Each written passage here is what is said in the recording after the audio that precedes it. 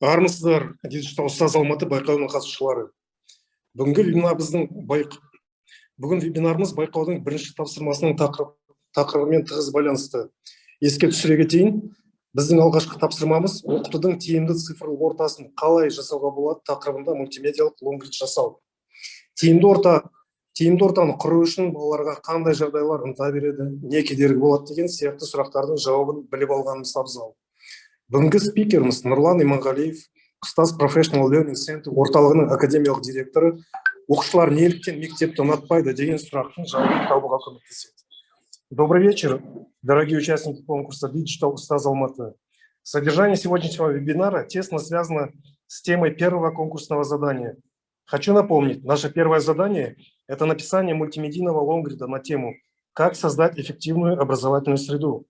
Чтобы создать такую среду, надо изучить, какие факторы влияют положительно, а какие отрицательно на желание детей учиться. Поэтому очень важно получить ответы на эти вопросы. Спикер Нурлан Имангалиев, академический директор Центра Ustaz Professional Learning Center, акцент сделать на вопрос, почему ученики не любят школу. Итак, встречайте Нурлан Имангалиев. Нурлан, сөз кезек сізде. Рахмет. Айша Биби ханым, сізге арнайы сәлем. Ешкімнің түрі көрінбей тұр деді, міне түрім осы. Есімім Нұрлан болады, қуаныштымын. Насколько я знаю, у нас работает переводчик, поэтому будем говорить даже не на двух, а на трех языках сегодня.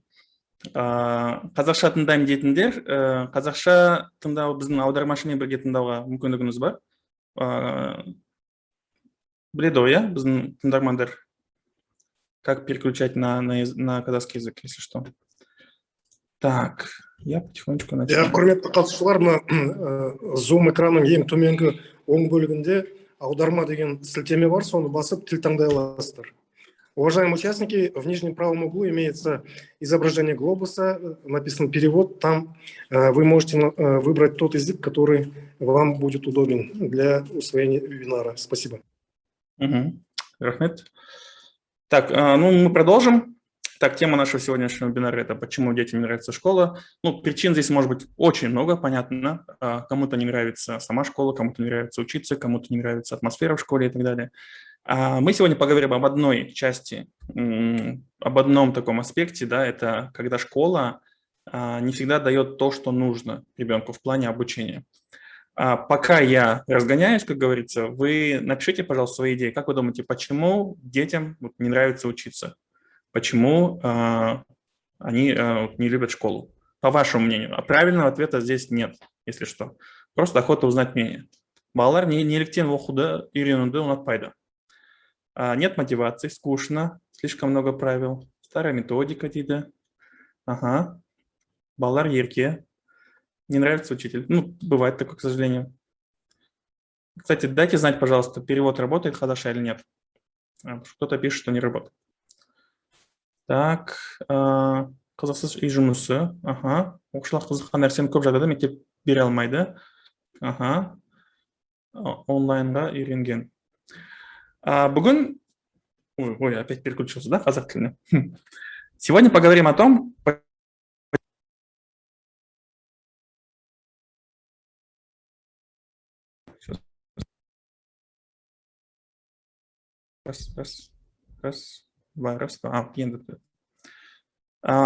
почему детям сложно учиться. И сегодня поговорим о том... Теперь слышно.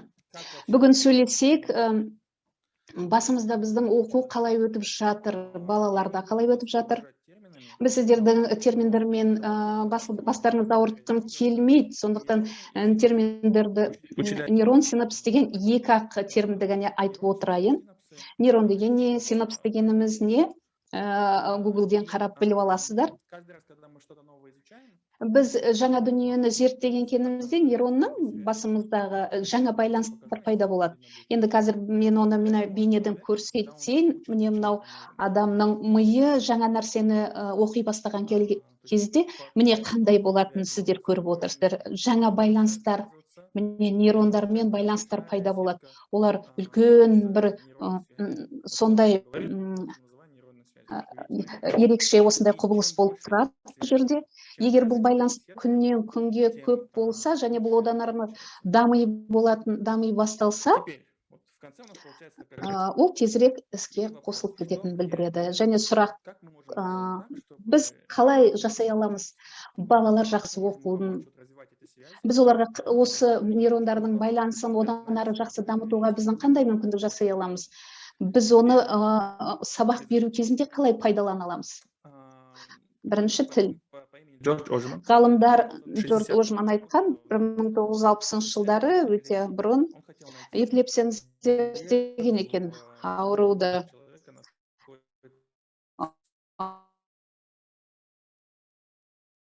Адамның миында қай жер, ол кезде енді технологиялар осынша дамыған жоқ болатын.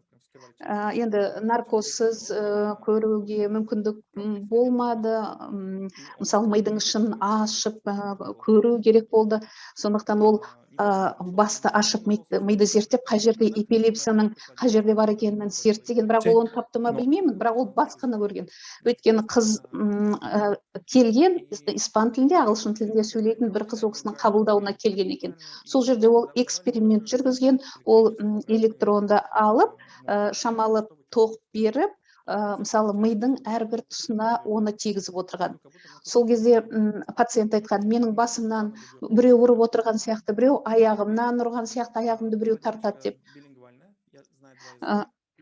Енді басқа екі тілді білетін қыз келеді, ол бір тілде сұрақ қояды, тура сол сұрақты екінші тілде қояды, бірінші ағылшын тілде, сосын испан тілінде қояды. Ол кезде басқа тілде сөйлеген кезде мидың басқа тұсы қимылдай бастайды екен. Начал экспериментировать. Оған қызық болды, оның идеясы болып, ол тағы да эксперимент жасай бастады. Бір сұрақты бір тілде қояды, және екінші тілде қояды. Осылай экспериментті жалғастыра берген екен. Ол не тапты? Ол алдымен испан тілінде сөйлеген кезде мидың бір жағы қозғалады, екінші тілде сөйлесе, екінші жағы қозғалады екен. Енді тілдер бастың екі жақ бөлігінде орналасқан. Испан тілі басқа жақта, ағылшын тілі басқа жақта. Олар бір-біріне кедергі жасамайды екен. Сөз таптары оның әр жақта мидың әр жерінде болады екен. Бір бастың бір жағында, мысалы, бастауыш болса, екінші жағында етістік. Осылай әр бастың әр жерінде болған екен.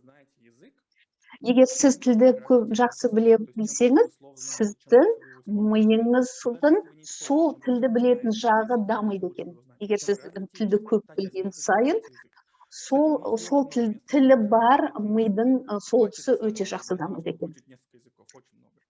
Сондықтан түрлі көп тілдерді әрине білген жақсы мидың дамуына. Егер ми өте дамыған болса, онда тілдеріңізді тереңірек оқыңыз дейді. Осындай өте қызықты ұсыныс жасап отыр. Өйткені көп мемлекеттерде проблема Қазақстанда только у нас, да, проблема с родным бізде языком. ғана емес, мысалы, өзіміздің ана тілімізге байланысты басқа мемлекеттерде де бар. Мысалы, Плато деген, мысалы, не бар. Біз тілді бір деңгейге дейін оқисыздар да, енді одан ары қарай сіз ойлайсыздар, мен бұл тілді жақсы білем, ары қарай оқудың қажеті жоқ деп ойлайсыздар. Орыс тілі болсын, қазақ тілі, ағылшын тілі болсын. Мысалы, ағылшын тілі, ол ағылшында проблема, орыс тілі Ресейде, қазақ тілі Қазақстанда. Сондықтан өз тіліңізді, ана тіліңізді толық оқыңыз, аяғына дейін жолда тоқтап қалмаңыздар. Егер мүмкіндігіңіз болса, тағы бір тілді қосыңыз, одан кейін тағы екінші, үшінші, төртінші тілді қосыңыз. Көп тілді білуге тырысыңыз. Сонда сіз өзіңіздің миыңыздың жаңа тұстарын дамытасыз. Тек өзіңіз сөйлеп жүрген тіл ғана емес. Кешіріңіздер. Қазір. Язык можно учить не только язык, на котором... Өзің сөйлеген тілде ғана емес, және жоспарлау тілі, бағдарлама тілі, музыка тілі, өнер тілінде оқыған дұрыс, жаңа тілді оқу керек. Тағы бір айтып кетейін, мен өзім тіл маманы ретінде тілді жаңа оқи бастаған кезде, жаңа тілді, сіз ескіні ұмытып қалам деп ойлайсыздар, өз тілімді ұмытып қалам деп қорқуыңыз мүмкін. Бірақ бірақ сіздің жаңа тілді оқығаныңыз ол сіздің білетін тіліңізге ешқандай әсерін етпейді. Енді ары қарай кетейік. Сіздерге мынандай сұрақ, сіздерге чаттарыңызға жазыңыздар. Какой предмет самый важный? Қай пән өте маңызды мектепте? Скорее всего, каждый напишет свой предмет, но Әркім өз енді пәнін жазатын шығар, бірақ сіздер бұған шынайы қараңыздар. так смотрим, ТЛДР, математика, все предметы, язык, Языки, все предметы важны, окей. барлық пәндердің маңызды екенін айтып отырмын. Енді математика ғалымның ең мықтысы деп айтып жазып жатыр, информатика, физика деп жазып жатыр екен, тілдер деп жазып жатыр. Самопознание, тіл, Өзін-өзі тану, тіл, математика, биология, химия, физика. және Ну, осындай давайте. пәндер. Былай болсын. Енді айтып кетейін, бір нәрсені үйренейік. Вебинарда өзім пайдаланып жүрмін. Стоп деген кезде ештеңе жазбаймыз, тоқтаймыз. Жазып үлгерсеңіздер жаздыңыздар, стоп дегеннен кейін жазбаймыз, тоқтаймыз. Келістік пе? И мен стоп десем, кто-нибудь чатта тоже стоп деп жазыңызшы. Стоп деген сөзді көрсеңіз, Стоп дегенді көрсеңіз, чатта біреулерін жазыңыздар, сіздер бірден тоқтай қалыңыздар. пишем ничего. Көрдік стопты, ештеңе жазбаймыз. Вы только пишите стоп деп, хорошо? Айгүл ханым, Мақпал ханым, сіздер ғана стоп деп жазыңыздар. Және Альбина ханым, сіз ғана. Сіздер менің көмекшілерім боласыздар, мен стоп деп айтқан кезде сіздер жазасыздар. Вообще Одан кейін можно ары қарай найти тыңдай важный бересіздер. предмет. Біз енді басты маңызды пәнді қалай табамыз мектепте? Интересный эксперимент, расскажу. Өте қызық осындай эксперимент бар, енді шет елде жасаған болады. Детей по всем. Алдымен барлық балалардың пәндегі бағаларын түгел На 2 недели тексерген. примерно убирают один предмет Бір полностью. екі аптадан кейін бір пәнді алып тастайды уақытша. Мысалы, физиканы алып тастайды, қарайды. Басқа пәндері өз өмірін сүріп жатыр, ал енді физиканың деңгейі түсе бастайды. Физиканы орнына қояды да математиканы алып тастайды. Барлығы да дұрыс та, ал математикадан төмен түсіп кеткен. Убирают язык. Тағы да тілді алып тастайды дағы, мысалы тарихты алып тастайды, бірақ бір пәнді алып тастаған кезде Все предметы начинают падать. барлық пәндердің барлығы түсе бастайды, барлығының білімдері төмендей бастайды. Сол кезде бұл қай пән деп ғалымдар таң қалған екен. Сөйтсе, ол дене шынықтыру екен. Дене шынықтыру бұл өте маңызды пән екен, өйткені ол барлық пәндерге әсер етеді екен. Мысалы, сіздің ағылшында, математикада балалар жаман оқитын болса, олар өзі дене шынықтырумен жаман айналысқандығын білдіреді. Дене шынықтыру деген ол миға әсер етеді, ойға әсер етеді, мысалы жадыға әсер етеді, ол ойлануға әсер етеді, назар қоюға, бір нәрсеге ерекше назар аударуға әсер етеді, өзінің ерекше ойлау қабілетіне әсер етеді. Ойға қатысты барлық дүниеге ол дене шынықтыруға әсер етеді екен. Өздеріңіз міне адам дене шынықтырумен жиі жақсы жұмыс істесе, оның миы да жақсы жұмыс істейді екен. Миына қатысты істер де жақсы жұмыс істейді. Міне мынандай тағы бір қызық эксперимент болған. Мысалы, мектепте көптеген дене шынықтыруды көбірек 30 минуттық тағы да үзілістерді кіргізген болады. Мен 90-шы жылдары оқыған кезімде бізде осындай дене шынықтыру минуттары болған. 30 минуттық бөлек блок болған. Біз сол кезде біз өзіміз билейтінбіз, түрлі жаттығулар жасайтынбыз. 2-3 рет аптасына, күнде емес. Сол кезде 12 апта бойынша, сол кезде дене шынықтыруда бұл жерде қосты, алып тастаған жоқ, олар көбірек қосты. Сол кезде балалардың көрсеткіші жақсырақ бола бастаған. Осы қосымша 30 минут алып тастағаннан кейін, ол балалардың білімі өзінің деңгейіне қайтадан түсіп қалған. Сондықтан балаларға қимылдауға жол беру керек, қолын былай қойып отырғаннан көрі, бұл қайдан пайда болған, қолды осылай қойып отыру керек дегеніміз. Өйткені бұл балаларға пайдалы емес, тіпті оларға қарама қайшылық көрсетеді. Екінші сұрақ, түсінікті. Дене шынықтырумен айналысу керек, бірақ қанша айналысу керек, қанша жетерліктей, көп, аз, қанша? Бұны да тексеріп, өлшей бастаған көп пе, аз ба, енді бір оның орташасын табу үшін. Күніне біз қаншалықты дене шынықтырумен айналысуымыз керек, жақсы оқу үшін мысалы. Ол үшін көп қажет емес екен. Мысалы, Google-ге қарасаңыздар, YouTube-тан халықаралық олимпиададан математика, физика, солардан қарасаңыздар, енді бүкіл әлемнен жиналған мықты балаларды көрсеңіздер, солар олимпиаданың көрсеңіздер, ол жерде байқаңыздар, өздеріңіз эксперимент жасап көріңіздер. Сол жерде балалар, соның көп балалар бір істі жасайды барлығы. Олар ойланып отырған кезінде осылай қолдарын қимылдатып отырады. Міне, мына мен көрсетіп тұрғандай осылай қимылдатып отырады. Я знаю, что некоторые учителя ругают своих детей за это. Сол үшін кейбір мұғалімдер оғаларға ұрсады, бұлай өйтіп ойнамаңыздар дейді. Ал ол үшін ұрсудың қажеті жоқ. Өйткені бұл табиғи өзінің қажеттілігі баланың. Олар осылай қаламсапты алып, ары бері қозғап отырып, басындағы ойлау қабілеті одан жақсара түсуін қалайды. Мысалы, физматта, КТЛ-да, ништағы кім жұмыс істеді, сол жерде балалар осылай қаламсапты айналдырып отырады. Бұл үшін оларға ұрсудың қажеті жоқ. Олар шуламаса болды. Бұл қолдарының қимылдағаны ол жаман емес. Өкінішке орай, бұл зерттеулер, бұл баяғыдан белгілі, оның нәтижелері, ол миға әсер ететіні. Бірақ әлемде мынандай тенденция бар.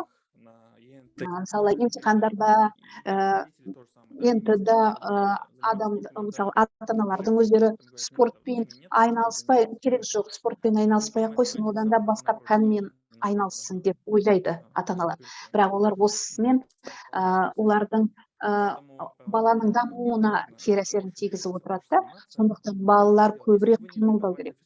Егер сіз дене шынықтыру сабағының пән емес, химия, ағылшын, басқа мұғалімі болсаңыз пәннің, сіздер олардың сабақта қимылдауына мүмкіндік беріңіздер. Мысалы, қолды былай қойып отыру бұл жұмыс істемейді. Егер мүмкіндік болса, мен мысалы менің сыныбымда менде балалар, егер балалар бір-біріне кедергі болмаса, ол жүргісі келсе жүре берсін, мен жүргізіп қоямын.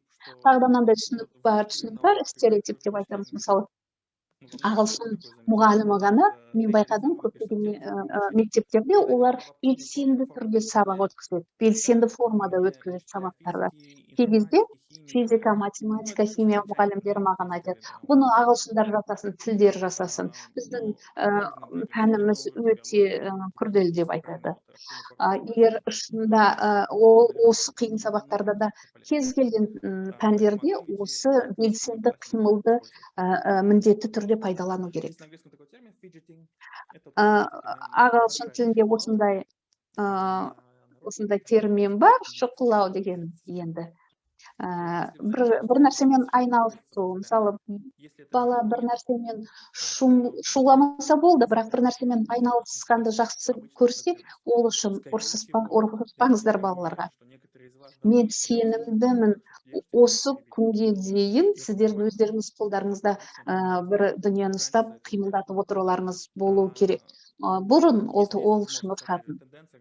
Егер мүмкіндік болып жатса, бүгінде осындай тенденция бар. Біз балаларды далаға шығармайтын болдық, далаға шықса олар ауырып қала ма екен, жарақаттанып қала ма деп қорқамыз. Егер мүмкіндік болса, далаға шығып бірге ойнағанның өзі жүр. Финляндияда ең аз сабақ аптасында. Олар көбінде далада балалармен бірге ойнайды, велосипедпен жүреді, шаңғы тебеді, орманға барады. Не зря они лучшие в мире по школьному образованию. Олар міне әлемдегі ең мықты мектептегі білім бойынша. Енді қараңыз, ары қарай кеттік. Біз жаңаға дүниеге үйрендік. Енді сіздерде жаңа байланыс пайда болады. Мысалы, көп дүниені білген сайын байланыс көбейе береді. Міне, осындай карта пайда болады. сіздер сондықтан осындай жасаған ойланған кезде сіздер ақпарат алмасу кезінде нейрон арасындағы сіздер бір нүктеден А нүктеден Б нүктесіне тездетіп жетесіздер. Мысалы, оны басқа терминмен айту керек, ағылшынша wiring деп аталады. Ал ол мысалы қазақшада енді электр жүйесі деп, электр сымы деп айтсақ та болады мысалы. Иә. Электр жүйесін үйде көресіздер ғой, тура сондай. Өткізгіш біреу ғана болады. Ол көп, оның жүйесі болу керек. Мысалы, өткізгішкер түрлі сымдардың жүйесі болады кәдімгідей, көп. Сол сым бәрінің саны бірдей болып жатса, бастағы жаңағыдай өткізгіштердің, олардың қалай орналасқаны әр адамда әртүрлі болып келеді.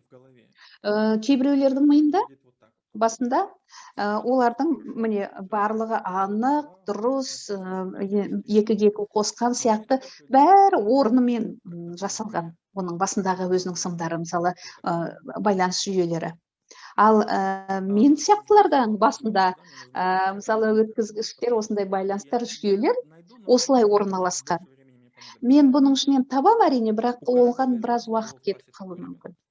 Біздің әр мектеп, әр сыныпта бір бала болады осындай.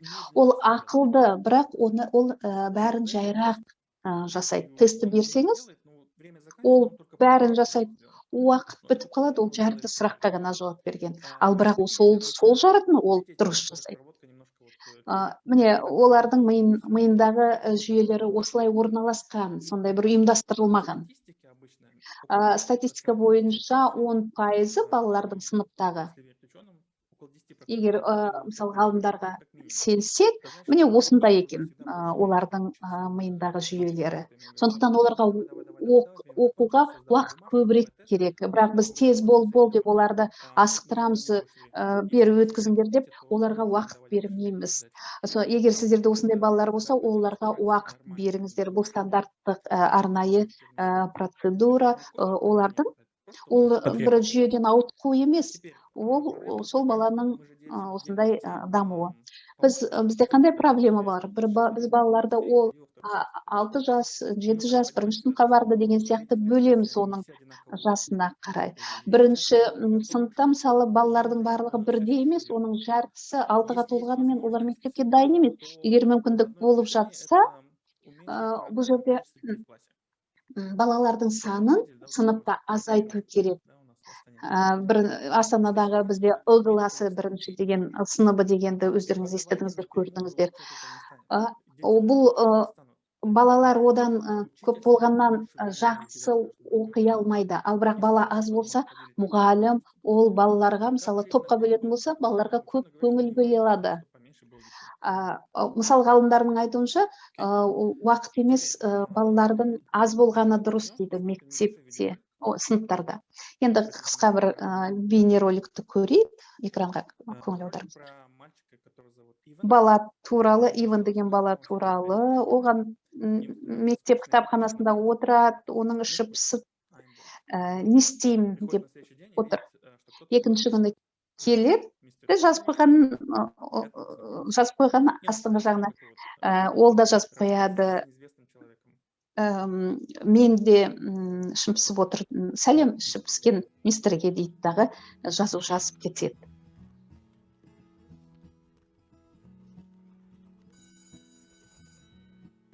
I got some news today from the radio man.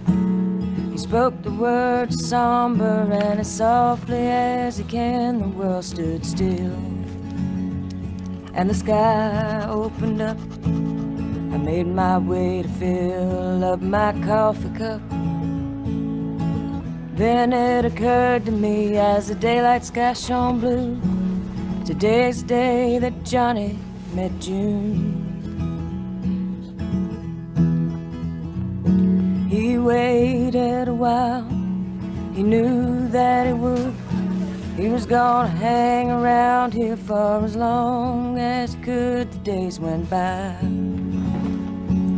and hours idle passed, He was never sure just how long he would last. But there's not much love in a lonely room. Today's the day that Johnny met June. Have a good summer. Кете жақсы демал жазда. Келесі жылы кездесеміз. Ай, мистер Шипсқан. Мен бұл адамға хат жазған болатынмын кітапханада.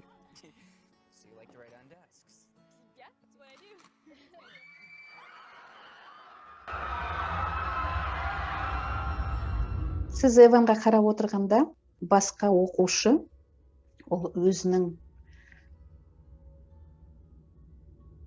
айналысып жүрген дүниесін ұсынған екен.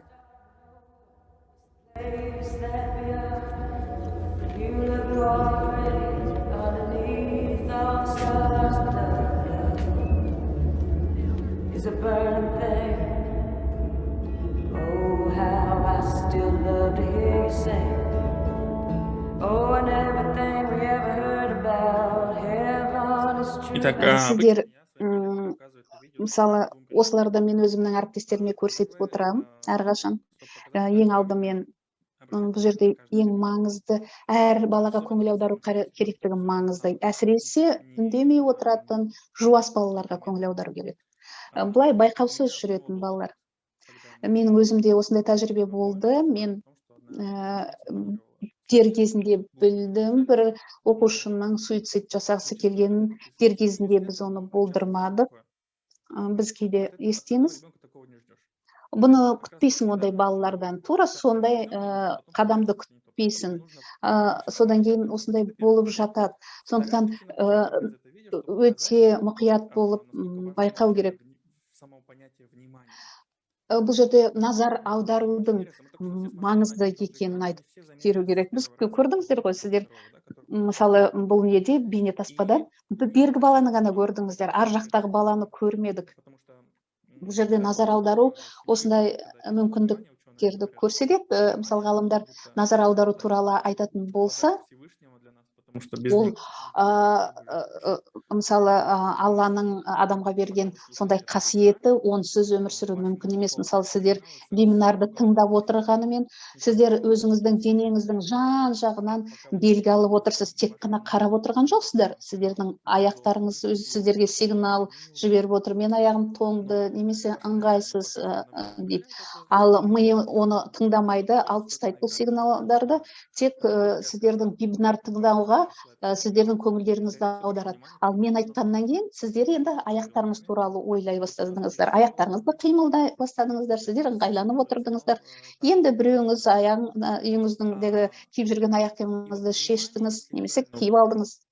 Егер назарды дұрыс реттесе, онда балалар сіздерге көңіл аударатындай керек. Сондықтан егер сіздер балалардың назар аударуымен дұрыс жасамасаңыздар, ол сізді тыңдағанның орнына сіздерге басын изеп қарап отыруы мүмкін, бірақ олар басқа нәрсені ойлап отыруы мүмкін. Мысалы, сіздердің өздеріңізде, мысалы, мына футболкада не жазылып тұр менің деп қарап отыр, мына футболкадағы жазудың аяқ жағы қандай екен деген сияқты ойлап отыруы мүмкін.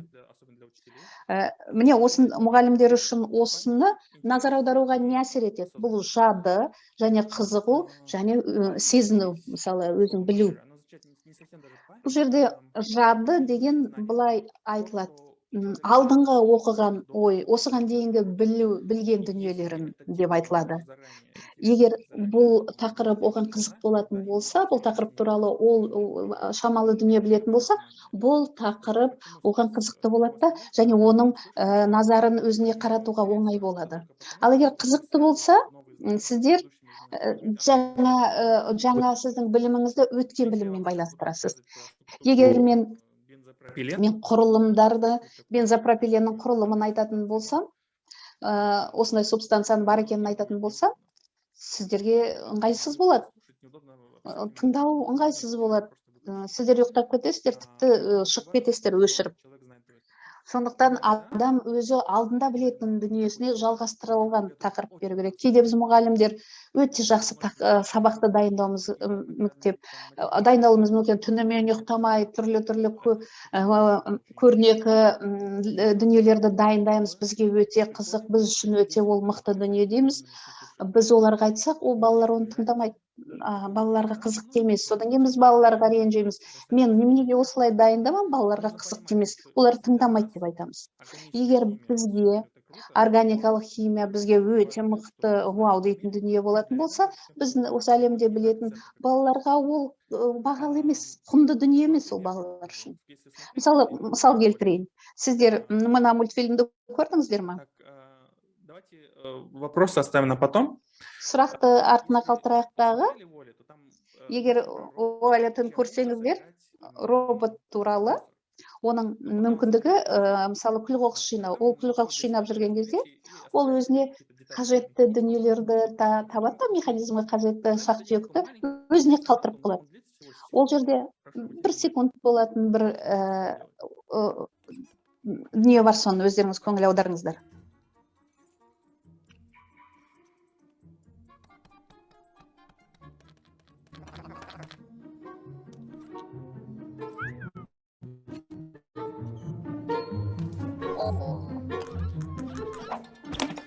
Вот этот момент.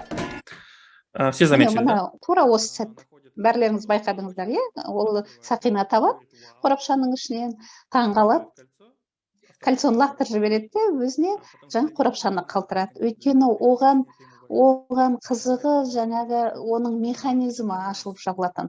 Сондықтан ол соны өзіне алып қалды. Біз үшін ол Сақина қызық, бізге бағалы, мысалы, құнды болып тұр. Өзім де түсінбеймін не үшін оның құнды екенін. Ал біздің сабақ та біздің Сақина сияқты. Өйткені біз бала басқаға көңіл аударуы мүмкін. К этому мы сейчас придем. Мне чатта жазып жатыр, бұл әркімнің өзінің жеке тәжірибесі деп айтып жатамыз. Бұған өкпелеудің жөні жоқ. Сіздердің енді сол сабақты тыңдамағанына ренжімеу керек. Және енді назар аударуға тағы не әсер етуі мүмкін. Мен кейде назар аударуды күзетшімен салыстырамын. Сіздердің мектептеріңізде күзетші бар ғой. Егер оның атының кім екенін білетін болсаңыздар, егер онымен сөйлессеңіздер, одан сұрауға тырысыңыздар. Ол сіздің жұмысыңыз қызықты ма деп сұрап қойыңыз. Ол айтады, онша емес деп айтады. Мен жиі байқаймын, білім мекемелерінде оларға қызықты емес, жұмыс қызықсыз. Өйткені күнде бір ұқсайтын күндер өтіп жатады. Сондықтан экспериментін жасай, оның жанынан өтіп кетіп бара жатырмын. Мен жерде көп жыл жұмыс істедім, эксперимент үшін. Сол кезде күзетшілер мені өткізіп жібереді. Өйткені олар күнде аш жап дегеннен кейін олардың назары бәсеңдей түседі. Олар жеке бір бөлек дүниелерге көңіл аудармайды. Егер түнде мысалы, терезе жарылатын, терезе сынып кететін болса, олар ол түнді ұмытпайды әрине. Ол есінде қалады. Ал күнделікті телефондарында отырып ешкімге қарамайды. Тура сол сияқты балаларда да сабақта. Егер біздің сабағымыз күнде бір-біріне ұқсайтын болса, мысалы, мұғалім келеді, журналды ашады, кім бар, кім жоқ дейді, 5-10 минут өтеді оған. Одан кейін үй жұмысын тексереді, оған 5-10 минут өтіп кетеді. Одан кейін кім оны орындамады, соған ұрсады. Мысалы, оны жасаған, үй жұмысын жасағандарға мақтайды және слайд көрсетеді. Не істесеңіздер де, егер күнде осылай болатын болса, балалардың назары бәсеңдейді, олар оны қарамауға тырысады. Мен ағылшын тілінің мұғалімі ретінде эмоция факторларын пайдаланамын. Мысалы, өздеріңіз шынайы жазыңыздар чатта. Сіз 19 желтоқсан күні 98 жылы не жедіңіздер, мысалы, кешкі асқа? Естеріңізде бар ма? Да, думаю, никто. Да, думаю. Ешкімнің есінде жоқ деп ойлаймын. Бұл стоп, ары қарай жазбаймыз.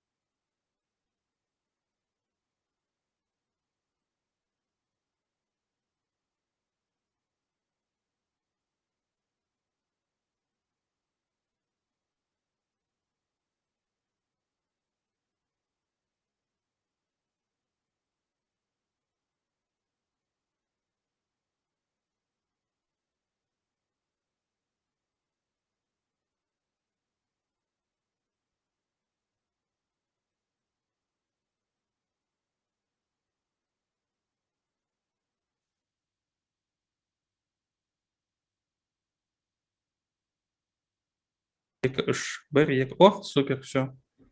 Теперь слышно, да? Енді естіліп тұр. Я тут задел шнур, кажется. Я шнурды қозға жібердім ау деймін. Ничего страшного бывает.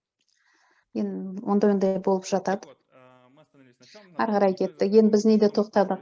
Енді біз 19 желтоқсан 2008 жылы не жегенімізді біз білмейміз. Ал бірақ менің есімде, ал кім оны тапса, мен неге ол есімде қалып тұр?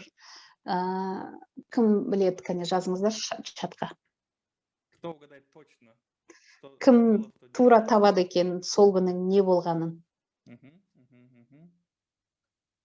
Так. Окей, ну все, стоп, ладно. Тоқтаңыздар. Болды, тоқтаңыздар. Стоп.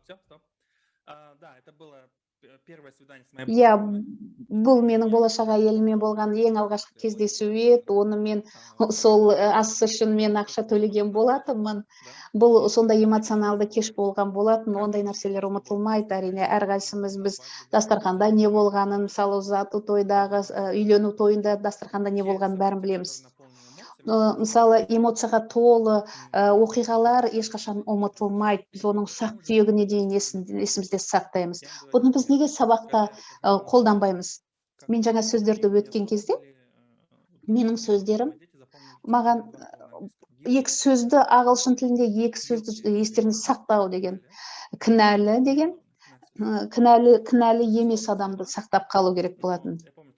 Бұлар әрине қиын сөздер, бірақ бұл көп жылдар бұрын болған. Менде ескі телефон еді. Мен оны бір оқушыға сол қолымды босатып жазу үшін мә деп телефонды сол балаға беріп қойдым. Ол түсіріп алғандай болды. Ол ескі телефон болған жерге түсіп сынып қалды. Ол қыз шошып кетті. Бұл не болып қалды деп. Ай, сен не істедің? Ол қыз шошып кетті. Мен әдейі істеген жоқпын, кешіріңізші деді. Бәрін әрине ағылшын тілінде болып жатыр ол. Ал енді балалар жазыңдар дедім. Иә, мен қалжыңдадым, мен әдейі істедім, бұны сен кінәлі емессің дедім. Ол деп өзін жақсы сезініп, өйткені олар ойлап қалды ғой. Содан сабақ бітіп қалды, 5 жыл өтіп кетеді, мектеп бітіреді, университетте оқиды, келіп, менімен амандасып, мен айтам, сен сол есіңде ме деп сұрадым ағылшын тіліндегі. Ол айтады, ол ненің қалай есімде қалған, неден есімде, сол оқиғада қалды. Оғыз күйеуге шығып кетті. Тағы да есімде ме, есімде емес пе, тағы да болашақта тексеріп алайын деп тұрмын. Міне біздің сабақтарды солай, осындай эмоциямен есте қалатындай қылып, күлдіріп, немесе келді кішкене шамалы ақырындап қорқытамыз. Бірақ олар сол эмоцияның арқасында сол сөздер есінде қалады. Ал екінші, назарға әсер ететін, бұл мағынасы. Балаларға емес, адамдар, олар өздерінің назарын, оларға маңызды дүние, не үшін қажет екенін біліп тұрса, сол үшін олар есте қалады. Мысалы, бұл бізге не үшін қажет дейді? Егер оны, мысалы, мұғалім өз жауап бере алмаса, өйткені бағдарламада солай жазылған, тестте солай жазылған десе, бұл дұрыс жауап емес балаларға айтылатын. Балаларға ол қызықтырмайды. Сондықтан біз оны өзіміз білуіміз керек, не үшін қажет екен. Тағы да назар аударуға, мультитаскинг ол екі-үш істі бірдей жасаған кезінде. Мультитаскинг екі түрлі болады, біз қазір оны тура айтамыз. Ол кері әсерін тигізеді. Деген бар. Мысалы, ақпаратты беру ритмі, оған да біз қазір келеміз. Енді біз бір ойын ойнайық сіздермен. Мынандай ойын, чатқа ештеңе жазбаймыз, қараймыз, тыңдаймыз. Балалар секрет қазір. Осы, былай қарай секрет. Сіздер қанша жасыл киген қыз неше рет секіргенін санайсыздар? Екі қыз бірдей секіретін болса, онда екеу болып салынады. 1, 2, 4. Өйткені төртеу. Төртеу бір мезгілде секіреді, бірдей. Внимательно, и когда я скажу, начинаем. Когда услышите, Назарларыңызды начинаем. аударып, санаңыздар. Today we're going to play a game specifically designed to test your spatial awareness. Meet the Brain Games Double Dutch team.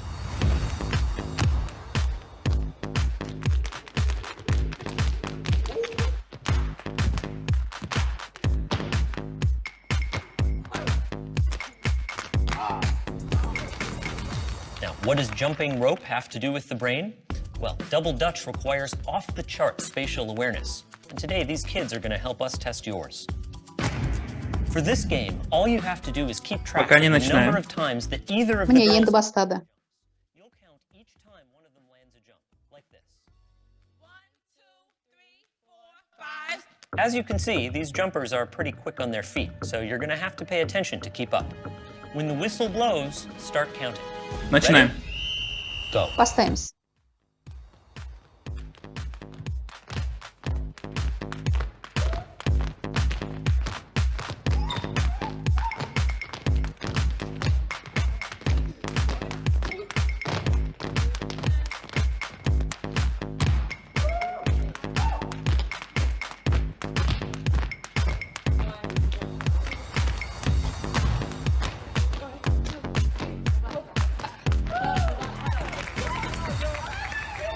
So, how many jumps did the green team... Итак, сколько раз прыгнули девочки в зеленом? Қанша жасыл киген қыздар қанша мәрте секірді? Чатта жауап беріңіздерші. Совсем разные ответы. Ну, 15. Оның әрқайсында әртүрлі 15, 21, 34, 40. Заодно смотрим, насколько внимательно Кімнің назары, кім мұқият қарады екен, соны байқайық. Рапид бар деген ол 45 деді. Әртүрлі қимылдар мені тоқтатып қойды. 65 дегенде бар. Окей. Так, все, стоп. Жақсы. Стоп. Тоқтаймыз. Хватит писать, стоп. Жазбай ақ қойыңыздар, болды. Мгм. Нет? Итак, Ал енді ответ, насколько я знаю, 48. дұрыс жауап 48. Бірақ бұл онда емес. Заметил что-то еще. Тағы кім нені байқады? Девочки прыгали. Қыздар секіргеннен басқа не көрдіңіз? Бір бөтен ештеңе байқамадыңыздар ма? Байқасаңыздар жазуға болады. Байқағандарыңызды ғана жазыңыздар. Жаңа қыздардың секіргеннен басқа. Правильно. Ошибка. Фон өзгерді. Девочки поменялись. Қыздар ауысты. Ол да дұрыс. Мақпал ханым, видео зависало. Мақпал айтты, иә, бейне тоқтаңқырап көрсетілді, Да, мүмкін. понятно. Прыгали командами. Трюктер жасады, командамен секірді. Это было всё. Но вот было Барлығы бәрі одна вещь болды. странная очень. Тағы бір Неужели өрескелдеу бір дүние болды. Байқамадыңыздар ма? Да, это все было. Бұлардың бәрі иә болды. Это логотип. Иә, логотип. Раушана Монтаевна, Раушан Амантаевна. 9-я школа. Что-то проходило. 189. Бір нәрсе өтті дейді. Давайте еще раз. Вы как дети прям, да? Айгүл ханым айтады. Тағы да бір көрейікші, біз көрмей қалдық, тағы бір рет көрейікші дейді. Что-то проходило. Раушана Монтаевна, что проходило? Ну-ка вспомните. Раушан Амантаевна, не өтті? Есіңізге түсіріңізші. Что проходило? Вроде все смотрели на экран. Бәрі экранға қарап отырды ғой, олар көрмеді ме? Бір нәрсе өтті. 2 метрлік дүние өтті. Но не заметили. Бірақ байқамадыңыздар. Заметили, но молчим. Сидим. Мүмкін байқадыңыздар, бірақ Что айтпай мы отырсыздар. заметили? Итак, что мы заметили? Фон Не поменялся. көрдік? Дұрыс. Фон өзгерді, дұрыс. Девочки поменялись. Екіншісі, Разлетелись. қыздар ауысты, Третья вещь. дұрыс. Үшінші, На экране была огромная курица, экранда үлкен тауық болды, 2-метровая. 2 метрлік. Давайте еще раз посмотрим. Тағы да көрейік. Видим?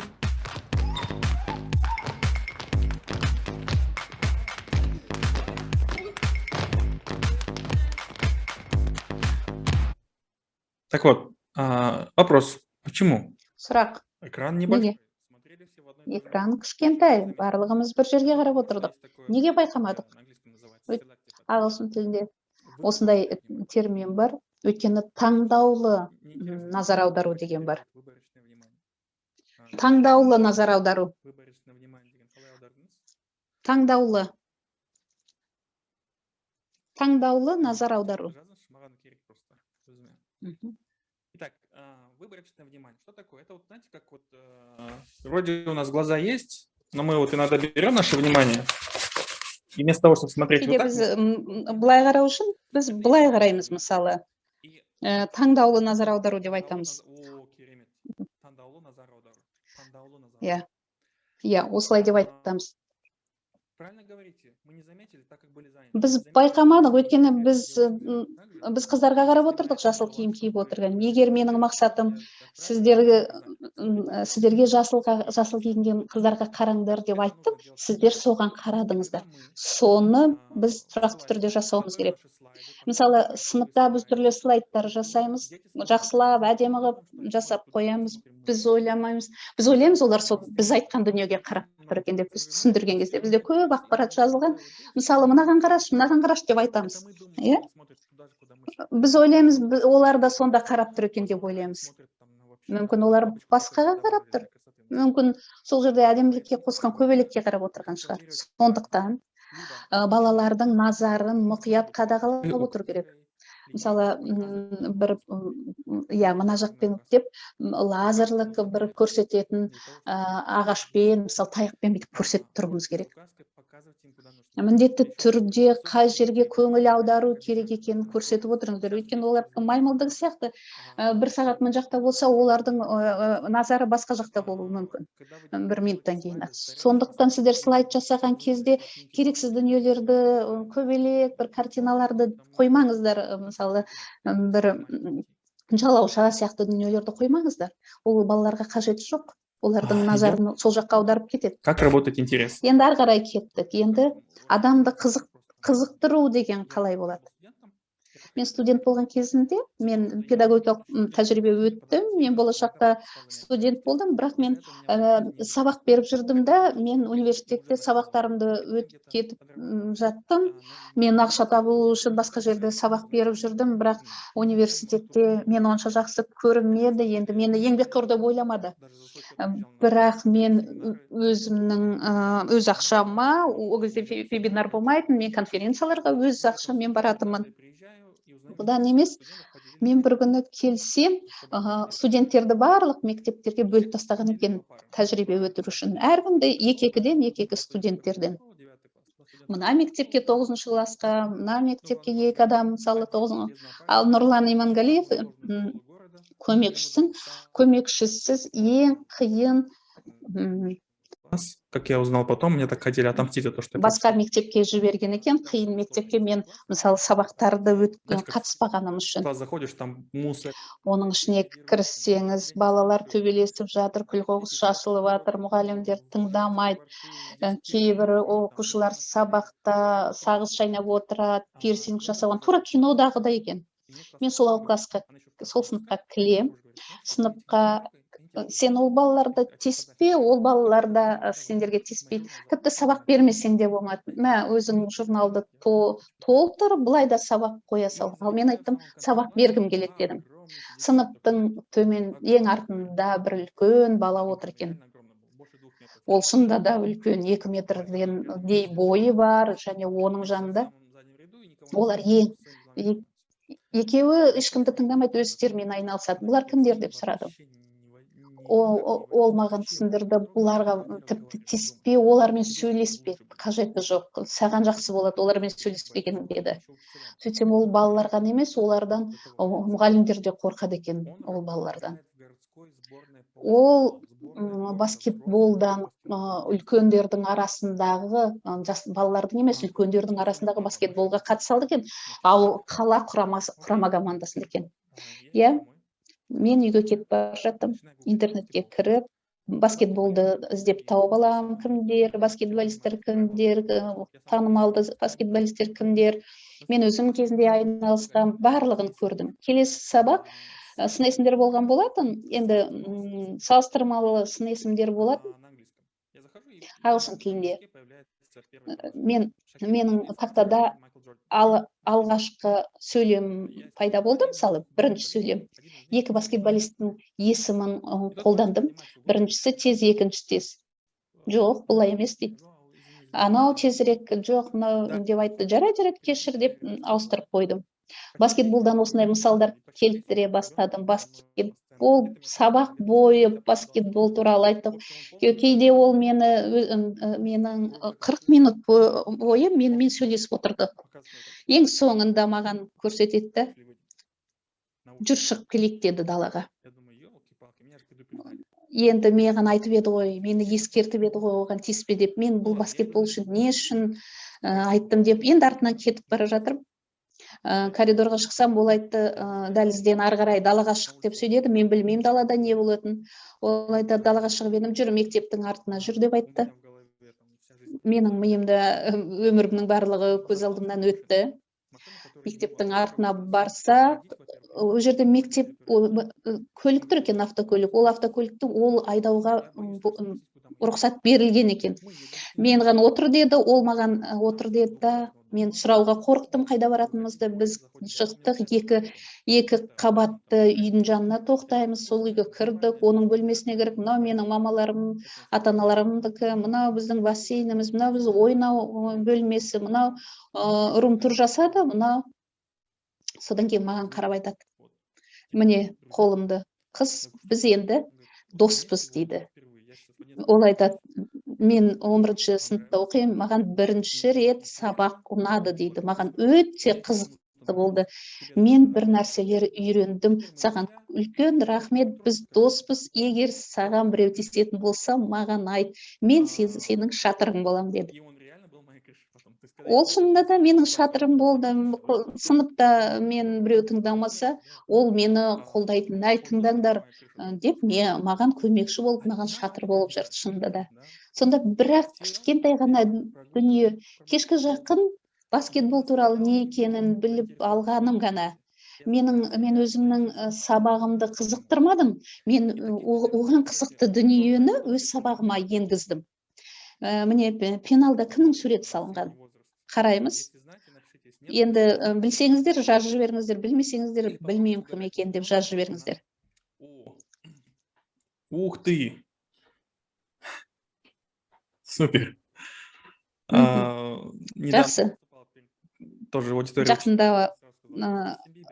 мұғалімдердің осындай бір кездескен кезде Джастин Бибер деп жазған болатын, жерде Тупак бұл баскетболист туралы айтты. Тағы бір қыз өте ақылды, бірақ та ешкімді тыңдамайды. Үсті басының бәрінде түрлі сағыз шайнаған, үсті жазу, түрлі ерекше пирсингпен. Пеналында суретке көңіл аудардым. Иду домой, гуглю, кто такой Тупак.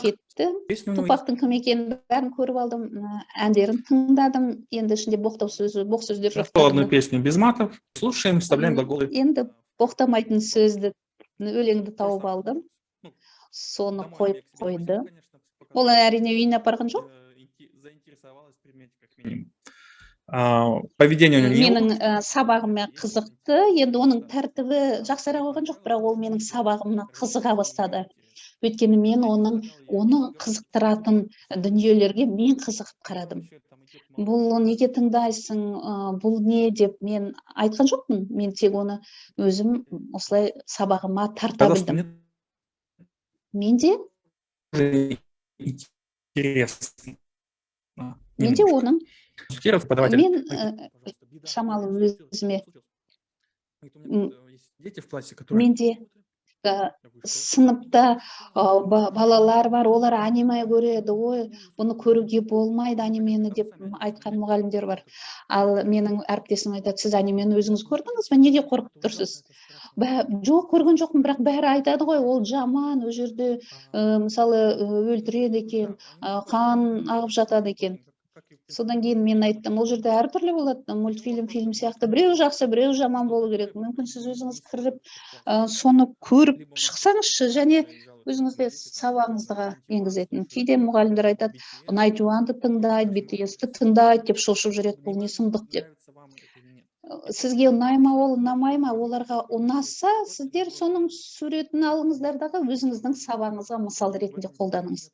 Ода тұрған ештеңе жоқ, сіздер өзіңізге олардың назарын аударасыз. Эфир нешеге дейін деп айтады, енді бір 15 минуттан кейін. 15 минуттан кейін енді оны біз бұл жазылған сақталады бұл эфир. Енді ұйымдастырушылар қазір чатта жауап береді деп ойлаймын. Ары қарай кеттік.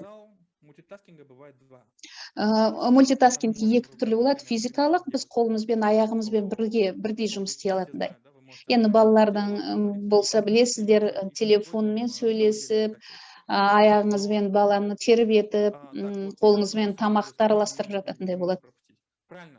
Енді айтып кете ал. Шынайы емес басқаларға қарағанда. Әрине, ол тест баланың көруге болмайды. Бүкіл сабақ бойынша, мысалы. Бірден айтып кетейін, біз байқаймыз, көп балалардың өздерінің олардың қызықтыратын дүние, TikTok, бәрі 91, DBTS, бәрі олардың қызықтыратын дүниелер біргелкілік бар, біріне ұқсастық бар. Сол жерде пайдалануға жеңіл болатын дүниелер бар, әрине. Футбол теперь всю программу английского переделать. Енді ағылшыннан аударуға тура келеді. Енді біз оған келеміз қазір. Мультитаскинг. Бірден физикалық бірнеше мақсатты орындау. Бұны жасауға болады, бірақ ми бірақ дүниеге ғана көңіл аударады. Мысалы, біз біреумен сөйлесіп тұрсақ, біреу бізді басқаға қарап аламыз да, қайтадан келіп, не айтып едік деп ойланып қаламыз. Бұл дұрыс. Ол өйткені ми бірден екінші дүниеге тез ауыса алмайды. Сондықтан біздің назарымыз шашырап кетпес үшін біз түрлі бейнематериалдарды қосамыз сабаққа. Егер балалар маңызды есепті шығарып отыратын болса, немесе бір конспект жазып болатын болса, оларға тиіспеу керек, оларға басқа бір бейнені көрсетіп, басқа бір дүниелерді көрсетпеу керек. Ол өзінің сол жұмысын аяқтау керек. Мысалы, студенттерді 3 бөлікке бөліп, 3 топқа.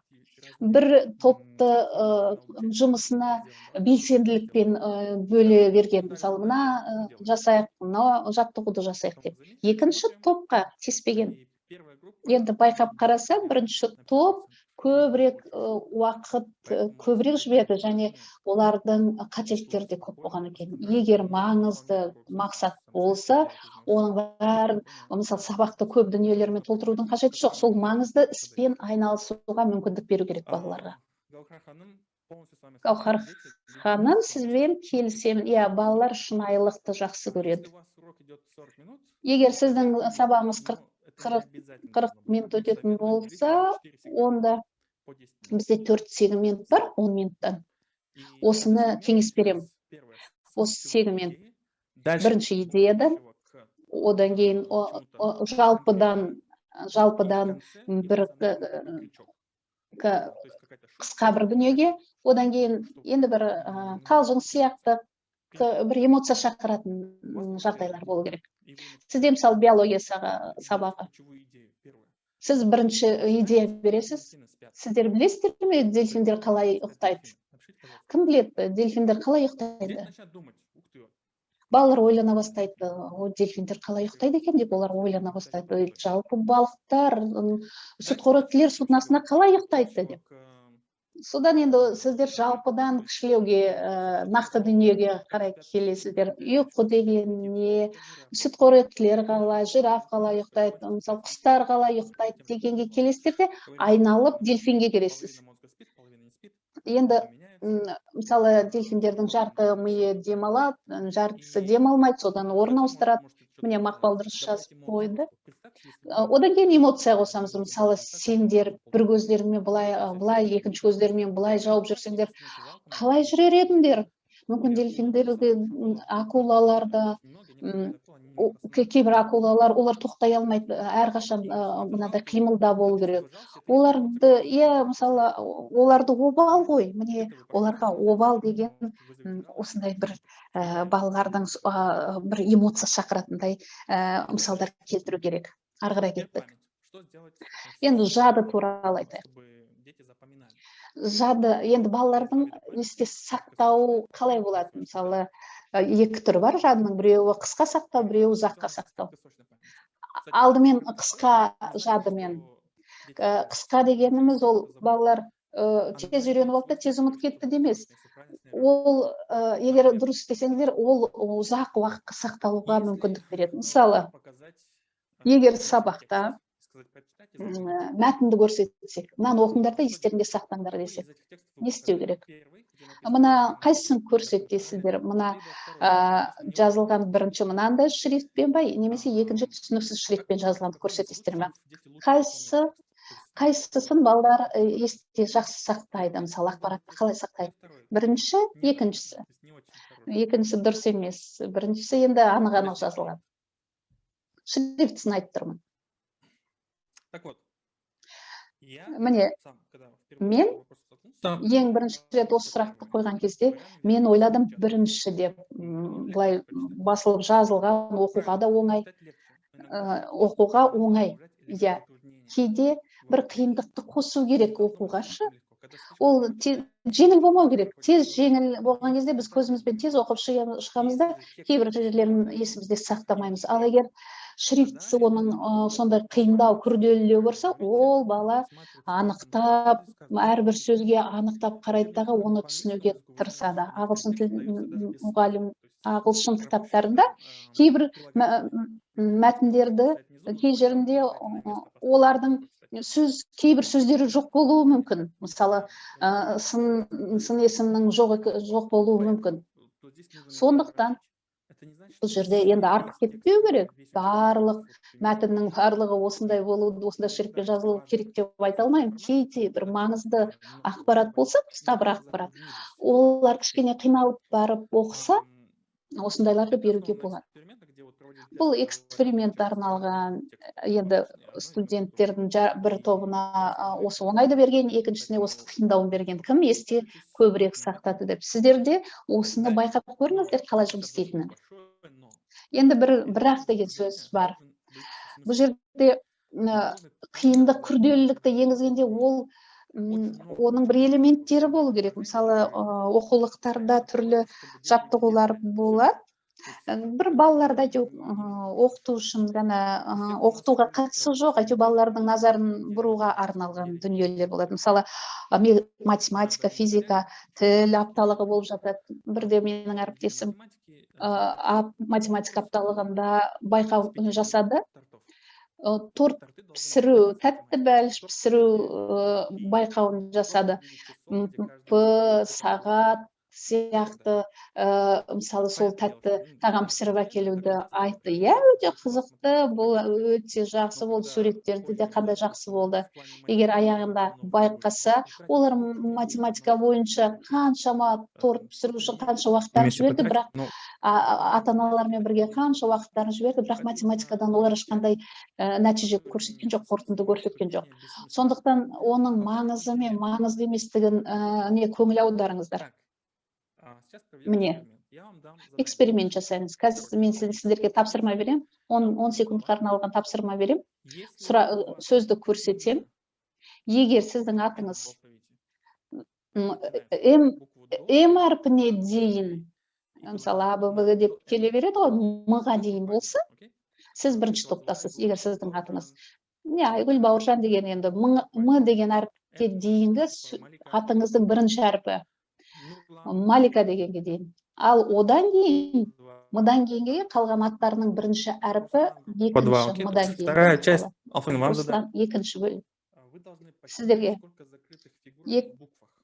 екінші топ меморida қанша жабық фигуралар бар екен.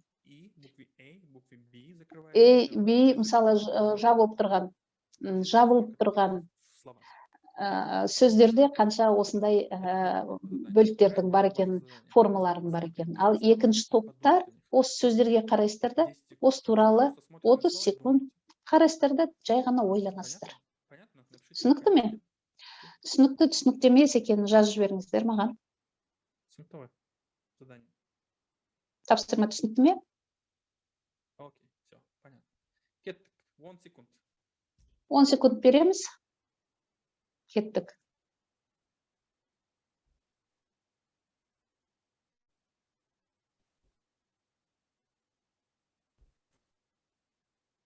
Нет, нужно было считать именно в этих словах, которые я показал. Итак. Мен көрсеткен сөздерден қарау керек еді. 1, 2, 3, 4, 5. Теперь, Жақсы. если я вас сейчас попрошу, можете вспомнить слова? Егер қазір естеріңізге салыңыздар десем, жаңағы тізімді естеріңізде сақтап қалдыңыздар ма, қандай сөздер жазылғаны? Өздеріңізге жазып алыңыздар. Екінші топ сөздерді жақсы сақтап қалды деп ойладым. Ал бірінші топ құр жазды, санады, олар ол сөздерді естеріне сақтаған жоқ. Өйткені екінші бір алтын ереже бар, мысалы сабақ беруде. Бұл жадыдағы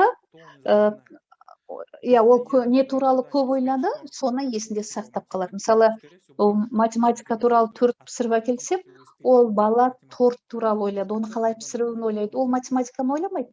Ол сол ойлаған дүниесін орындайды. Мысалы, нүктелерді қос дейміз. Ол жерде бір формула пайда болуы мүмкін. Егер ол нүктелерді қосатын болса, ол оның есінде қалмайды. Біз кейде бір шоу жасағымыз келеді, қызықты, әдемі жасағымыз келеді. Бұл күшті, әрине ерекше. Бұл жақсы, ол бала одан ештеңе үйренбесе, одан пайда жоқ. Міне, осы сөздер. Идем дальше. Ары кеттік, ары қарай. Как использовать краткосрочную память? Еще раз. Енді қысқа жадыны қалай пайдалану керек? Сіздер тек түсіндіріп қалмаңыздар, оларға уақыт беріңіздер. Бірден көрсетесіздер, немесе айта. Одну и ту же идею. Дальше. Очень важно вступление в урок. Мысал келтіру керек. Сіздер бір-екі олардың назарын өздеріңізге аударып келген кезде, сіздер мысалы көңіл күйсіз келдіңіздер, кім бар, кім жоқ деп, сонда көңіл күйсіз жасасаңыздар, өздеріңізге қызықсыз болса, сабақтың басында балалардың да, мысалы олардың да көңілі сабақтарымызға бөлінбейді. Ары қарай кетті. Ал енді ұзақ сақтауға білетін айтайық, мысалы жадының. Ол қайталау, жиі қайталау керек. Қайталау керек. Бірақ қайталауды дұрыс қайталауға дұрыс. Мысалы ғалымдар айтады, олар осындай эксперимент жасаған, ол студенттеріне көп тізім берген, жаңа сөздердің тізімін берген, тест сенбі күні болады деген. Егер сендер сенбіге дейін осыны жаттап алыңдар десеңіздер, айтыңыздар, қай кезде сіздер жаттауды бастайсыздар. Мен сенбі күні сіздер тексерем деп. Сіздер қай уақытта соған дайындаласыздар? Сол тапсырманы орындауға. Сіздер чаттан көріп тұрсыздар. Бүгін сәрсенбі жарайды. Бұл дұрыс. Бірақ бір жұма күні түнде бастайды, бір аз уақыт қалғанда ғана бастайды. Біздің балалар да солай дайындалады. Біреу сенбі күні таңертең, біреу тіптен дайындамайды, орындамайды. Сонымен половина студентов, он им дал указания специально, чтобы они готовились, как мы написали, в пятницу вечером. Біз жұма күні бердік. Массовое повторение. Ол жаппай қайталау деп айтуға болады. Екінші бөлігі. Олар ортасындағы аралық қайталау. Да. Аралық. Аралық қайталау, я? Көп рахмет. Аралық қайталау, ага. Теперь, как это выглядит? Если у нас тест... Егер тест бізге сенбі күні берілсе,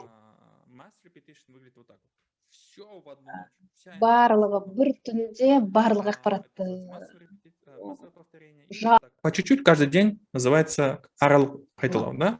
Промежуточное повторение. Иә, аралық қайталау. Күнде қысқа айтып отырады. Қай топ тестті жақсы орындады деп ойлайсыздар? Бұл біріншісі жаппай қайталау, екіншісі аралық қайталау. қайсысы жақсы жұмыс істеді деп айтасыздар? Так, пока в чате большинство пишет 2, да, по промежуточным повторениям. 2 деп жазып жатыр чаттағылар. А вот и нет. Лучше написали все равно первые. Жақсы жазғандар ол бірінші, екіншілерге қарағанда біріншілер жақсы. Лучше написали первые, чем вторые. Тоқтаңыздар, иә, И как бы, окей. біріншілер жақсырақ жазды. Прошла Бірақ еще неделя, бір апта и өткеннен им кейін предложили написать похожий тест еще раз. оларға соған ұқсас тест жазыңдар деді. Через 2 недели. 2 аптадан кейін Завалили тест. бірінші топ тапсыра алмады, өте нашар жазды. Топ сол кезде егер тестті балалар дайындалсын десеңдер, олар түнде дайындалсын. Егер бұл тақырыпты естерінде сақтап қалсыңдар десеңдер, аралық қайталауды үйретіңіздер. Не, арасында қайталаңдар деп айтқанда олар жасамайды, бірақ сіз оларды күнделікті оларға үйрету үшін мини тесттер беріп отыру керек, тапсырмаларды беріп отыру керек. Мысалы, бақылаулар, қысқа мини бақылауларды беріп отыру керек. Бұл әрине әдет, бұл жақсы әдет, бірақ та. Тағы не қайда деген ойынды ойнайық? Не қайда, қашан? Уже весь свой язык потерял. Өзім тілімді жоғалтып алдым ғой. Остатки древних рыб, он их нашел структуру скелета, в общем. Ол бұрынғы балықтардың қалдығын, ежелгі Швейная машинка. Хоу деген ол тігін машинасын ойнап шыққан, ал Эйнштейнді бәріңіз білесіздер. Бензола. Кекуленің бензолдың формуласының авторы екенін білесіздер. Нельс Бор ол атом моделін құрған болатын. Менделеевті оны білесіздер, енді таблицасын. Сіздерге сұрақ қояйын, олардың бәрі ғалымдар, олардың бұлар басқа әріптестерінен, олардың өзгешеліктері неде? Коллег. Басқа өздерінің әріптестерінен несімен ерекшеленеді?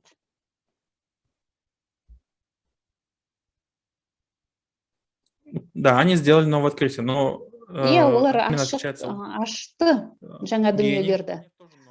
Олар әрине ерекше данышпандар ғой. Бірақ мектепте жасады ма, ондай жасамады ма, бірақ әріптестерінен олардың ерекшелігі неде? Все, стоп, не пишем. Тоқтаңыздар, енді жазбаймыз. Они утверждали, что они увидели свои изобретения во сне. Өздерінің жасаған, ашқан жаңалықтарын түстерінде көрген, өзінің ұйықтап жатқан түсінде. Олардың айтуынша өздері түсінде жасаған. Сіздер сенесіздер ме, оған сенбейсіздер ме, маңызды емес. Бірақ ғалымдардың зерттеуінше ол түске байланысты деп айтады. Түс біз үшін демалу үшін деп айтады. Біз ұйықтағанымызбен біз қимылдап жатамыз. Түс біздің көзіміз демалсын дейміз. Бірақ біз ұйықтап жатқан кезде де көзіміз қимылдайды, демалмайды. Түс миымыз демалсын дейді, бірақ ұйықтап жатқан кезде миымыз одан да белсенді болып жұмыс істеп жатады. Сондықтан бұл түс не үшін керек? Мысалы, тышқанның мойнына, басына ол жаңа ірімшікті іздеп жүрген кезде олар мидың толқынын жазып жатады. Тышқан жаңа ірімшік табады. Екінші рет тышқан осы қайтадан іздеген кезде ол ірімшікті басына қойғанда ол жаңағы тура миында жаңағы толқындар болады. Енді одан кейін тышқанды ұйықтатады. Ұйықтап жатқан кезінде тышқанның тура сондай миында толқындар болады. Осы жаңағы лабиринтте жүргендегідей. Ғалымдар да солай жасайды. Ғалымдар ұйықтап жатқан кезінде оны оятып жіберген. Бірінші тышқан тұрғанда, ол лабиринтке жібергенде, ұйықтан тұрғаннан кейін, ол өзінің үйінде жүргенде еркін ірімшікті тауып алады. Ал екінші тышқан ұйқысы қанбағандықтан, ол бірінші рет жаңағы ірімшікті іздеп жүргенде жүреді. Қазақша аударма болып жатыр. Ұйымдастырушылар өзі сұрады, орысша өткізсеңіз болады ма деп, сол үшін орысша өткізіп жатырмыз. Но, пожалуйста, ответьте, организаторы, будут ли у нас тек қана қазақша в ближайшее время. Так вот, одна из таких больших польз сна... Осындай ұйқының пайдасы. жақсы ұйқы. Біз ұйықтаған кезде біз күндіз үйренген дүниемізді тағы бір қайталап өтеміз ұйқы кезімізде. Біздің ұйқымыз қанған кезде біз ертеңінде өте сондай жаңа дүниені қабылдауға, кешегін есімізде сақтап, жаңа дүниені қабылдауға дайын болып келеміз. Бұл жерде сіздер келіспеулеріңіз мүмкін. Балалар біздің қазіргі жақсы ұйықтамайды. Бұл өте үлкен мәселе. Бұның барлығын біз бәріміз талқылауымыз керек, айтуымыз керек. Менің тәжірибем болды, әрине біздің бәрімізде. Балалар, мына бала мысалы өте ақылды, бірақ ол оқымайды. Неге ол мұғалімдерді тыңдамайды? Мен бір жағдайда айтып келейін. Бір ұрыспаймыз, қараймыз, бір қыз оқымайды мысалы. Балалармен сөйлегенде ол қанша ұйықтайды десек, ол 2-де ұйқыға келеді екен, сағат 3-4-ке дейін телефонда отырады. Ол кезде де ұрысқан жоқпыз, онымен бірге жұмыс істеп жаттық, оның әдеттерін өзгерте бастадық. Олардың ақырындап оның ұйқысының проблемасын біз шеше бастадық. Біз сондықтан мәселе, мен өзім сабағымда айтам, егер мысалы үй жұмысын орындайтын болсаңыздар, алдымен ұйқыларыңыз келсе, барып ұйықтап алыңыздар. Бұл өте маңызды.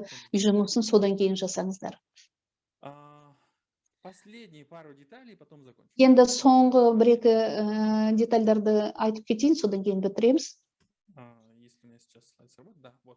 Егер слайд қазір жұмыс істесе, қазір мен бүкіл осы ақпаратты жаттап ал деп беретін болсам, сіздерге қанша уақыт керек? Әрине көп уақыт керетін шығар, кейбіреулер тіпті алмайтын шығар бұл тапсырманы. Бұл барлығы емес, бұл барлық тізім, бұл емес, міне тізім мынанша болып тұр, көріп тұрсыздар. Мен жаттамайтын едім деді. Я тоже, мен де жаттамайтын. Мен жаттамайтын едім. Бірақ біз бұны мектепте жаттадық. Бұл элементтер ғой.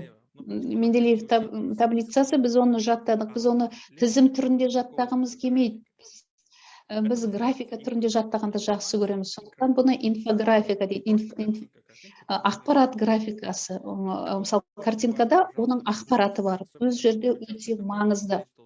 Сіздер байқауда қатысқан кезде, сол жерде сіздер инфографиканы пайдаланыңыздар. Мысалы, заманауи балалар соны жақсы қабылдайды. Ақпаратты осылай инфографика ретінде бергенде, үлкенде топқа бөліп, мына жерде мысалы металдар, мына жерде газ деп бәрін бөліп белгілеп берсек, олар тез қабылдайды. Ал енді формуланы айтайық, осындай деп мына формуланы жазатын болса, ол бұны көрмейді.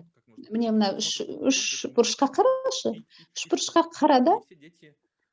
Кейбір балалар балалардың барлығы бұны пайдалана алмауы мүмкін. Біз мысалы экранда көргендей боламыз. Кейде тағы бір қадам жасауымыз керек олардың түсіну үшін. Мен сіздерге қазір көрсетіп берейін, егер мына формуланы түсінбейтін болса, мен сөзсіз көрсетейін. Міне бір математикадан сабақ беретін мұғалім осылай жасаған. Міне ол сөйлемей, оны бұлай көрсеткен. Ол сөйлеген жоқ, тек мынаны осылайша көрсетті. Көрнекі құралмен арқылы. Түсіндірудің да қажеті жоқ, көріп тұрсыздар. Бұл бейнені сіздер ешқашан ұмытпайсыздар. Мен оған гарантия беремін. Бұл жерде балалардың барлығы формуланы түсінбейді, олар бұлай айтылған дүниелерді түсінбеуі мүмкін. Мысалы, бір оқушым болды, физикадан түсінбейтін. Мен түсінбеймін деп айтты мына тақырыпты. Газ деген, температура, көлем дегендер. Сол кезде шарды алдық та біз оны үрледік. Сол шардың ішінде линейка арқылы біз суретін салдық, оны маркермен белгіледік қанша тұратынын. Жақсылып аузын байладың ба? Байладық, далаға лақтырдық, қойдық, 10 минуттан кейін қайтадан кіргіздік, қайтадан өлшедік. Енді ол 30 сантиметр емес, енді 15 сантиметр болып қалды. Не болды деп айтам. Сен жаман байлап қойдың ба аузын? Ауа бір жаққа кетіп қалды ма? Неге ол азайып қалды деп сұрадым. Ол сонда ойланып кетті. Ол ауа ішінде, бірақ ол суық болғандықтан, ол суық болып кетті. Сондықтан ол формуламен көрсетудің қажеті жоқ. Ол басқа жағынан қабылдай алады. Біз ол екеуміз пицца арқылы біз оны градус, біз 360 градусқа 300 бөлікке бөлдік пиццаны, сол арқылы 360 градусты біз шығардық. Сен әйтпесе түсінбейсің деп айғайлап ұрсамыз, бірақ біз оны жақсылап түсіндіріп беруіміз керек. Біз ақырындап аяқтайық. Егер сіздер оқу жақсы өтсін десеңіз, 3 элемент сабақта болу керек. Біріншісі білім, білімді білу керек, түсінікті ол білім алу керек. Мысалы, мен сабақтарда қатысам, кейде білім бермейді, жаңа білім бермейді. Балалар ойнайды, бір нәрсе жасау мүмкін, бірақ білім берілмейді.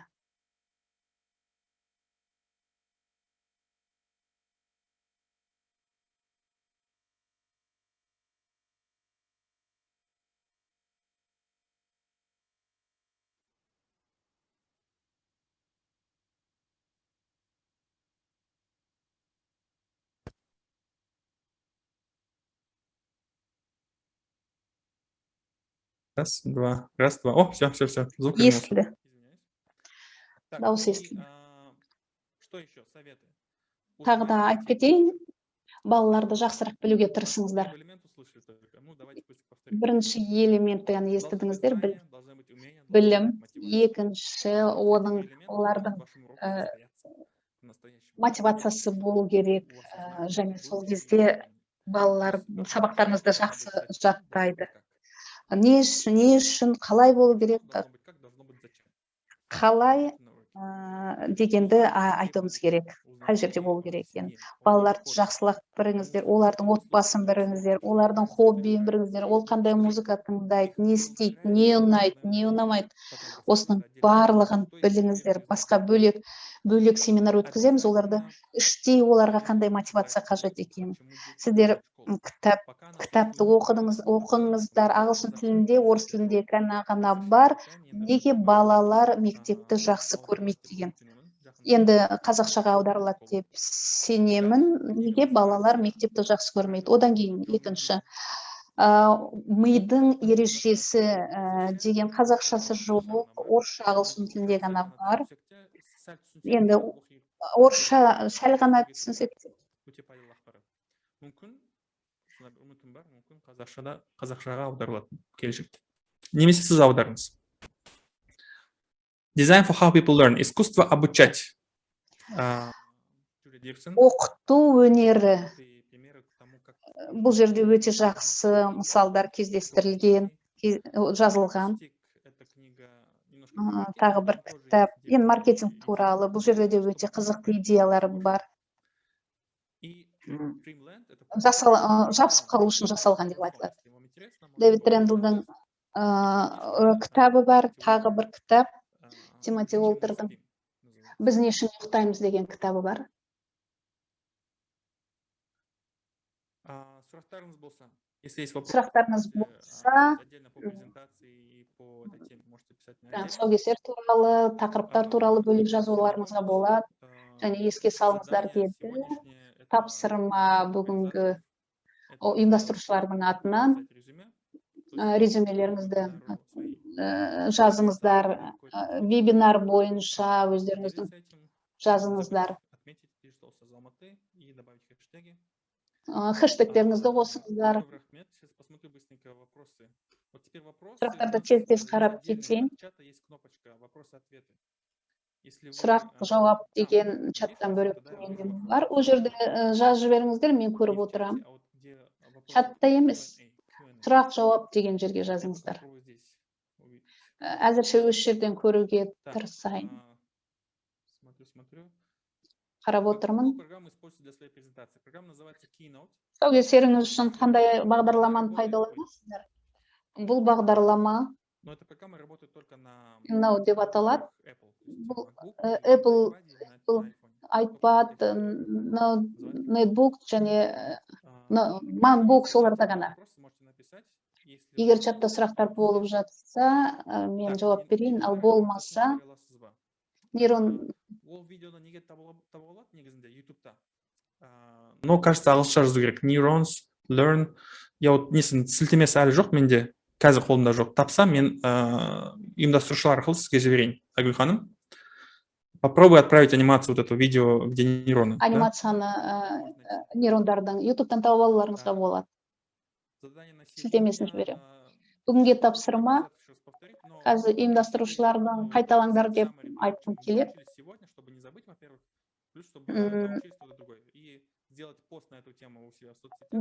Әрқайсыларыңыз өздеріңіз әлеуметтік жүйеде міндетті түрде өздеріңіз пост жасаңыздар да хэштегтеріңізді қойыңыздар. Тағы да айтып кетейін. Иә, өздеріңіздің ары қарай сұрақтар жазылған жерлерге. Енді оның уақытын өздері айтар. Мен жерде жауап бермеймін, олардың уақыты қай уақытта орындалып келеді екен. Осы вебинардың жазбасы менің бөлімімше YouTube'та сізге арнайы сілтемесі жіберіледі. Вам будет выслана закрытая ссылка именно на этот вебинар. Жабық сілтеме сіздерге осы вебинардың сілтемесі жібереді, сізге ғана, басқа ешкімге көрсетпеңіздер. Сұрақтар жоқ сияқты. Басқа сұрақтар жоқ сияқты. Басқа сұрақтар жоқ. Тағы бір көрсетіп кетейін. Контактілерді көрсетейін.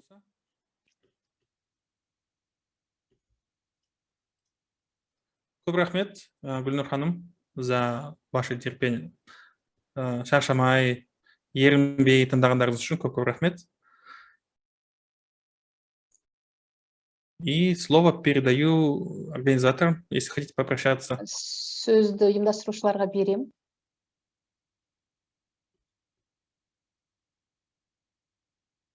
Уважаемые организаторы, вы здесь? Ұйымдастырушылар, сіздер осындасыздар ма? Құрметті ұйымдастырушылар. Тыңдаушылар, біз осындамыз. Сіздердің назарларыңызға көп рахмет. Осы вебинарды тыңдап, ізден салып, бүкіл өтірімдіктесін қалдырмай бәрін зерттеп шыққандарыңызға. Енді осы семинардың тапсырмалары қаншалықты сіздерге ұғынықты болды деген мақсатпен бізде балама Нұрлан мырзаға айтқанбыз. Осы семинардың барысы бойынша бір қысқа нұсқа саммари жасап, Digital Ұстаз Алматы хэштегімен рәсімдеп, өздеріңіздің әлеуметтік парақшаларыңыздың беттеріне салып жарияласаңыздар, нұр үстіне нұр болар еді. Өйткені біздің мақсатымыз жаппай алматылық мұғалімдерді осы байқауға шақыру, тарту, әлеуетін өсіру деген сияқты мақсатымыз бар, ниетіміз бар. Сол жағынан сіздерден көп көмек сұраймыз. Енді бүгінгі вебинарымыздың тақырыбы бекер болған жоқ. Өйткені сіздердің бірінші конкурстық, бірінші байқаудың тапсырмасын орындаған кезде біз ең алғашында сіздердің ойлау ауқымдарыңызды, тақырыптардың шеңберін кеңейтуді көздеп отырмыз. Кеше профессор Шаматов мырза сын тегеруіндер мен ғаламдық трендтер туралы баяндап берді. Бүгін Нұрлан мырза нақты бір мектеп ішіндегі факторларға, түрткі жақтарға тоқтады. Осылардың өзі бірінші байқаудың тапсырмасын орындауға әбден жеткілікті болады деп ойлаймын. Бірақ біздің ең басты құндылығымыз, біздің ең басты қағидаттарымыздың бірі ол өмір бойы оқып білім алу. Міне сол тұрғыда сіздер де байқаудың бірінші тапсырмасын орындар алдында тағы да бір басқа да әдебиеттерді оқып шығатын шығарсыздар, басқа да ресурстарды қолдана отырып, бұл тақырыптың ауқымын одан ары өсіруге амал жасайтын шығарсыздар. Уважаемые коллеги, уважаемые друзья, спасибо за внимание, спасибо за участие в нашем вебинаре. И тема нашего вебинара выбрана не случайно. Перед тем, как выполнить первое конкурсное задание, вам необходимо расширить сознание, расширить границы вашего познания данной темы. И профессор Дюшон Шаматов первый раз вам сказал о глобальных вызовах и трендах в образовании. Господин Нурлан Имангалиев остановился конкретно на тех факторах, которые влияют на обучение в стенах школы. И руководствуясь нашей главной ценностью обучения на протяжении всей жизни, мы думаем, что этих двух тем было достаточно для того, чтобы уже понять, на какую литературу, на какие ресурсы вам следует опираться, чтобы успешно выполнить первое конкурсное задание. Мы просили господина Нурлана наполнить вам нашу просьбу. Мы хотим, чтобы вы сделали summary о том, насколько вы усвоили тему сегодняшнего вебинара, насколько она вам зашла, насколько вы готовы продолжать. И мы призываем вас опубликовать все ваши впечатления с хэштегом digital_ustaz_almaty_kz на страницах ваших социальных сетей. Главный задел, который мы преследуем через это задание, это вовлечь всех алматинских учителей принять участие в этом конкурсе. И это важно не для того, чтобы только получить призы, хотя это тоже красиво, приятно, вкусно, а для того, чтобы нарастить потенциал алматинских учителей, потому что через такие обучающие вебинары, мы считаем, должен пройти каждый алматинский учитель.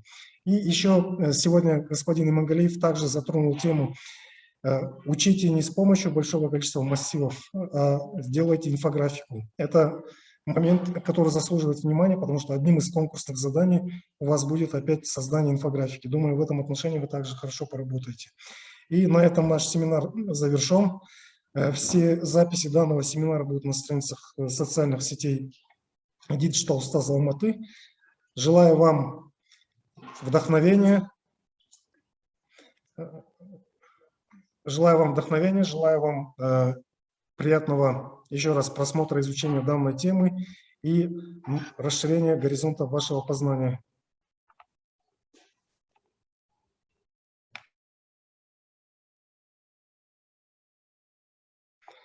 Және сіздердің осы жеке кабинеттеріңізде бүгінгі вебинардың сілтемесі тұрады, сол арқылы тағы да мұқият асықпай танысып алсаңыздар болады.